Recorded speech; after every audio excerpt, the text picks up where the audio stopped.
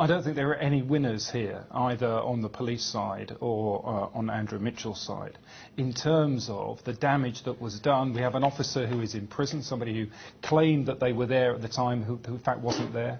We had a meeting with Andrew Mitchell and a local branch of the Police Federation where clearly their account of what happened in that meeting wasn't true either.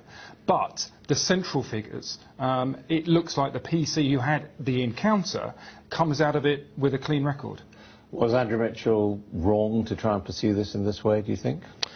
I was very nervous about the libel action, Adam. I thank the good Lord that I am born poor, and I'm as poor as a church mouse, so that when I was done over by the News of the World 20 years ago, the question of suing them never arose, because I simply couldn't afford it.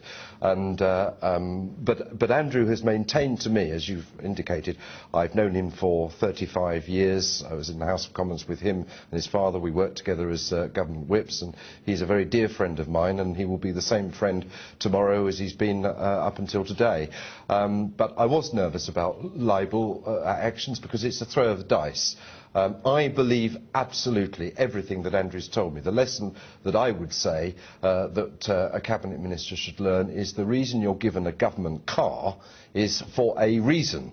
And my beef with Andrew right from the word go is never ride a bike. And I was very angry with him on day one for doing all this PR nonsense that the Cameroons want them all to do. I mean, Brian Paddick, to a certain extent, it's not a battle of equals, is it? Because as I understand it, if you're a serving police officer, you're backed by the Police Federation, which, as we know, has very deep pockets. So had he lost, it wouldn't actually, Toby Rowlands wouldn't have had to pay up himself, whereas this effectively could ruin Andrew Mitchell.